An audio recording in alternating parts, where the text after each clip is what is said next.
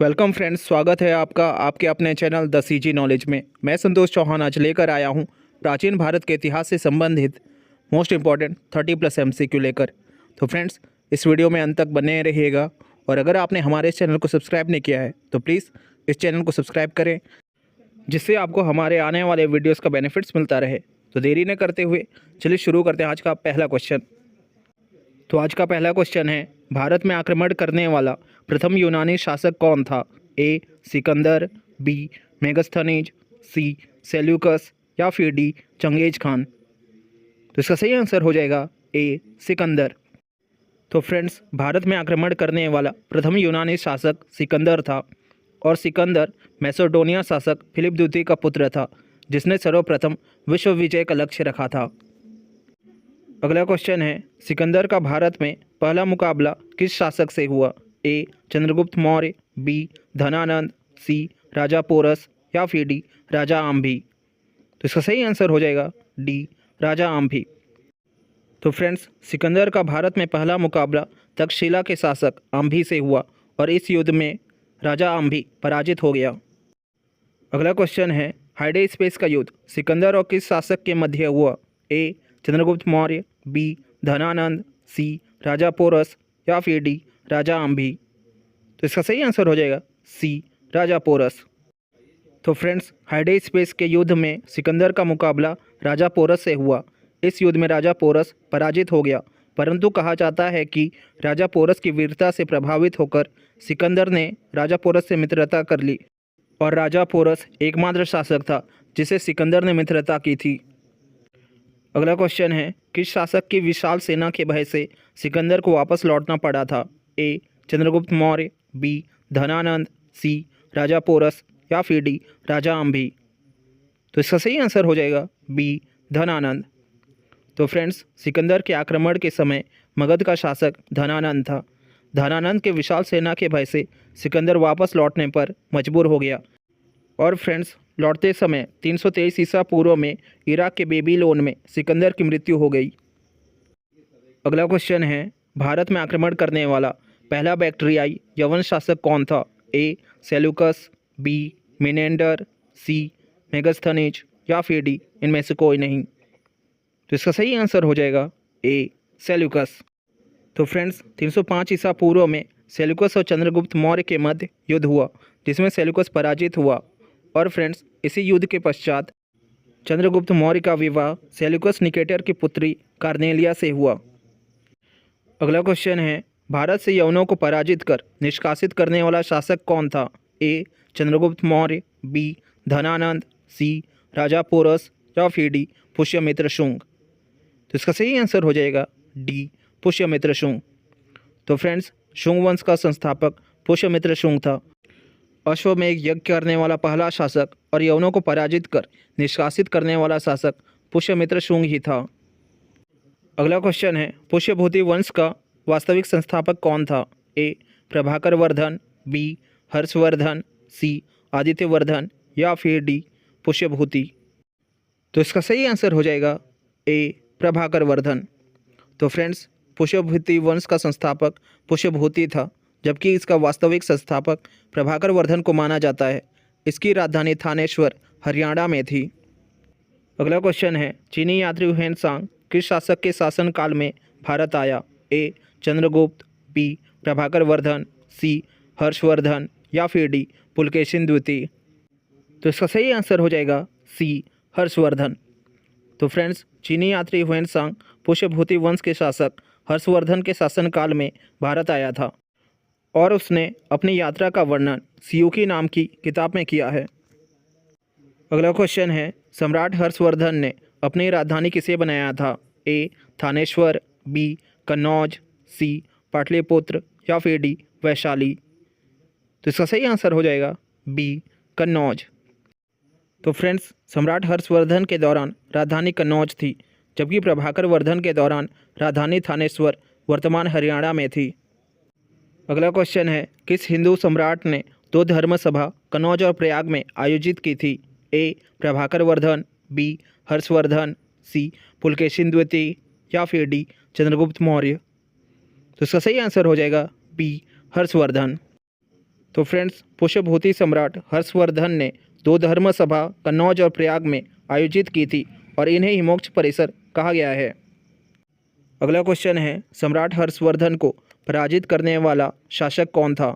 ए. Chandragupta Maurya, B. Pulakeshin प्रथम, सी. पुलकेशिन द्वितीय या फिर डी. नरसिंहवर्मन प्रथम। तो इसका सही आंसर हो जाएगा सी. पुलकेशिन द्वितीय। तो फ्रेंड्स, हर्षवर्धन को चालुक्य शासक पुलकेशिन द्वितीय ने पराजित किया था और इसका वर्णन ऐहोल अभिलेख में है। अगला क्वेश्चन है, किसकी मृत्यु के पश्चात कन्नौज पर अधिकार करने के लिए त्रिपक्षीय संघर्ष शुरू हुआ? ए. प्रभाकर वर्धन, बी. हर्षवर्धन, सी. आदित्यवर्धन या फिर डी. चंद्रगुप्त मौर्य। तो इसका सही आंसर हो जाएगा बी. हर्षवर्धन। तो फ्रेंड्स, हर्षवर्धन की मृत्यु के पश्चात कन्नौज पर अधिकार करने के लिए त्रिपक्षीय संघर्ष पाल, प्रतिहार और राष्ट्रकूट राजवंशों के मध्य शुरू हुआ। अगला क्वेश्चन है, कन्नौज के लिए त्रिपक्षीय संघर्ष में अंतिम विजय किसकी हुई? ए. पाल, बी. गुर्जर प्रतिहार, सी. राष्ट्रकूट या फिर डी. इनमें से कोई नहीं। तो इसका सही आंसर हो जाएगा बी. गुर्जर प्रतिहार। तो फ्रेंड्स, कन्नौज पर अधिकार करने के लिए यह त्रिपक्षीय संघर्ष लगभग 200 वर्षों तक चला और अंततः इसका परिणाम गुर्जर प्रतिहार शासक नागभट्ट द्वितीय के पक्ष में रहने के साथ समाप्त हो गया। अगला क्वेश्चन है, निम्न में से किसकी रचना सम्राट हर्षवर्धन द्वारा की गई थी? ए. प्रियदर्शिका, बी. रत्नावली, सी. नागानंद या फिर डी. उपरोक्त सभी। तो इसका सही आंसर हो जाएगा डी. उपरोक्त सभी।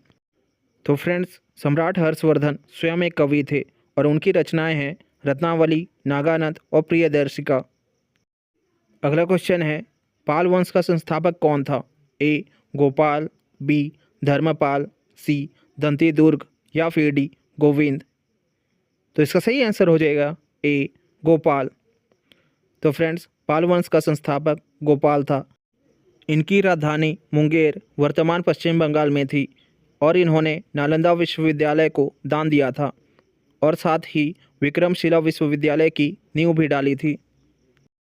अगला क्वेश्चन है, किस पालवंशी शासक ने उदतपुरी में बौद्ध विहार का निर्माण कराया था? ए. गोपाल, बी.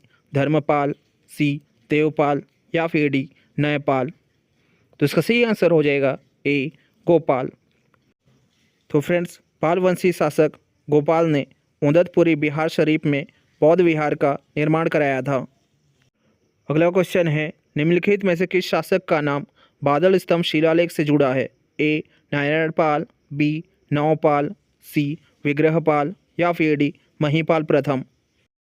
तो इसका सही आंसर हो जाएगा ए. नारायणपाल। तो फ्रेंड्स, नारायणपाल पाल वंश के विग्रहपाल का पुत्र और उत्तराधिकारी था और फ्रेंड्स, बादल स्तंभ शिलालेख में इसका नाम ही उल्लेख किया गया है। अगला क्वेश्चन है, पाल काल के मुख्य मूर्तिकार कलाकार धीमन एवं विठपाल किनके समकालीन थे? ए. धर्मपाल, बी. देवपाल, सी. नयपाल या फिर डी. ए और बी दोनों। तो इसका सही आंसर हो जाएगा डी. ए और बी दोनों। तो फ्रेंड्स, मूर्ति कलाकार धीमन और विठपाल पाल वंश के शासक धर्मपाल और देवपाल के समकालीन थे। अगला क्वेश्चन है, त्रिपक्षीय संघर्ष में किस पाल वंश के शासक ने भाग लिया था? ए. गोपाल, बी. धर्मपाल, सी. देवपाल या फिर डी. विग्रहपाल। तो इसका सही आंसर हो जाएगा बी. धर्मपाल। तो फ्रेंड्स, त्रिपक्षीय संघर्ष में पाल वंश के शासक धर्मपाल ने भाग लिया था। वहीं इसके अलावा उन्होंने वेरी इंपॉर्टेंट विक्रमशिला विश्वविद्यालय का निर्माण कार्य को भी पूरा किया था। अगला क्वेश्चन है, राष्ट्रकूट वंश का संस्थापक कौन था? ए. गोपाल, बी. धर्मपाल, सी. दंतीदुर्ग या फिर डी. गोविंद। तो इसका सही आंसर हो जाएगा सी. दंतीदुर्ग। तो फ्रेंड्स, राष्ट्रकूट वंश का संस्थापक दंतीदुर्ग था जिसकी राजधानी मालेखेट थी। अगला क्वेश्चन है, एलोरा की गुफाओं का निर्माण किस वंश के शासकों द्वारा कराया गया है? ए. पुष्यभूति, बी. पाल, सी. राष्ट्रकूट या फिर डी. प्रतिहार। तो इसका सही आंसर हो जाएगा सी. राष्ट्रकूट। तो फ्रेंड्स, औरंगाबाद महाराष्ट्र में स्थित एलोरा गुफाओं का निर्माण राष्ट्रकूट शासकों द्वारा कराया गया है और जिसमें कृष्ण प्रथम द्वारा इस गुफा के निर्माण कार्य को पूर्ण कराया गया है। अगला क्वेश्चन है, कौन सा राजवंश महाभारत के नारायणी सेना से संबंधित माना जाता है? ए राष्ट्रकूट, बी प्रतिहार, सी पाल या फिर डी पुष्यमित्र। तो इसका सही आंसर हो जाएगा ए राष्ट्रकूट। तो फ्रेंड्स 807 ईस्वी में उत्कीर्ण एक शिलालेख में बताया गया है कि राष्ट्रकूट शासक दंती दुर्ग का जन्म यदुवंशी सात्यकी के वंश में हुआ था। और फ्रेंड्स सात्यकी को महाभारत की नारायणी सेना के प्रमुख 7 सेनापतियों में से एक माना जाता है। अगला क्वेश्चन है, त्रिपक्षीय संघर्ष को अंतिम रूप से जीतने वाला शासक कौन था? ए दंती दुर्ग, बी कृष्ण प्रथम, सी धर्मपाल या फिर डी गोविंद द्वितीय। तो इसका सही आंसर हो जाएगा डी गोविंद द्वितीय। तो फ्रेंड्स त्रिपक्षीय संघर्ष को अंतिम रूप से जीतने वाला राष्ट्रकूट शासक गोविंद द्वितीय था, जिसके बाद उसने कन्नौज पर कब्जा किया। अगला क्वेश्चन है, राष्ट्रकूट वंश का अंतिम शासक कौन था? ए गोविंद चतुर्थ, बी अमोघ वर्ष, सी इंद्र चतुर्थ या फिर डी कृष्ण चतुर्थ। इसका सही आंसर हो जाएगा सी इंद्र चतुर्थ। तो फ्रेंड्स राजा इंद्र चतुर्थ को पश्चिमी गंग राजवंश के सम्राट का भतीजा और राष्ट्रकूट वंश का अंतिम शासक माना जाता है। अगला क्वेश्चन है, गुर्जर प्रतिहार वंश का संस्थापक कौन था? ए हरिश्चंद्र, बी वत्सराज, सी नागभट्ट या फिर डी मिहिर भोज। तो इसका सही आंसर हो जाएगा ए हरिश्चंद्र। तो फ्रेंड्स गुर्जर प्रतिहार वंश का संस्थापक हरिश्चंद्र था और उसकी राजधानी अहिलवाड़ वर्तमान राजस्थान में थी। अगला क्वेश्चन है, राष्ट्रकूट शासक दंती दुर्ग से पराजित होने वाला शासक है? ए हरिश्चंद्र, बी वत्सराज, सी नागभट्ट या फिर डी मिहिर भोज। तो इसका सही आंसर हो जाएगा सी नागभट्ट। तो फ्रेंड्स नागभट्ट ने राष्ट्रकूट राजा दंती दुर्ग के खिलाफ लड़ाई लड़ी थी और इस युद्ध में उन्हें हार का सामना करना पड़ा था। अगला क्वेश्चन है, प्रतिहार वंश का सबसे महान शासक किसे माना जाता है? ए हरिश्चंद्र, बी वत्सराज, सी नागभट्ट या फिर डी मिहिर भोज। तो इसका सही आंसर हो जाएगा डी मिहिर भोज। तो फ्रेंड्स मिहिर भोज अथवा भोज प्रथम गुर्जर प्रतिहार राजवंश के राजा थे और उन्होंने भारतीय उपमहाद्वीप के उत्तरी हिस्से में लगभग 49 वर्षों तक शासन किया था। इनकी राजधानी कन्नौज वर्तमान उत्तर प्रदेश में थी। अगला क्वेश्चन है, प्रतिहार शासक राजा भोज किसके उपासक थे? ए शिव, बी विष्णु, सी इंद्र या फिर डी उपरोक्त सभी। तो इसका सही आंसर हो जाएगा बी विष्णु।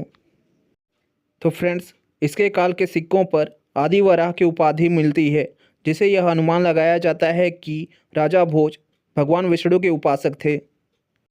अगला क्वेश्चन है, तेली का मंदिर किस शासक द्वारा बनवाया गया है? ए हरिश्चंद्र, बी वत्सराज, सी नागभट्ट या फिर डी मिहिर भोज। तो इसका सही आंसर हो जाएगा डी मिहिर भोज। तो फ्रेंड्स ग्वालियर मध्य प्रदेश में स्थित तेली का मंदिर का निर्माण मिहिर भोज द्वारा कराया गया है। तो फ्रेंड्स आज का ये वीडियो यहीं समाप्त होता है। अगर आपको ये वीडियो अच्छा लगा है तो प्लीज़ इस वीडियो को लाइक करें और हमारे इस चैनल को सब्सक्राइब करें। और आपके लिए टेस्ट के तौर पे एक क्वेश्चन आ गया है जिसका आंसर आपको कमेंट्स में देना है। तो मिलते हैं नेक्स्ट वीडियो में एक नए टॉपिक और कुछ नए प्रश्नों के साथ। तब तक के लिए हैव अ गुड डे।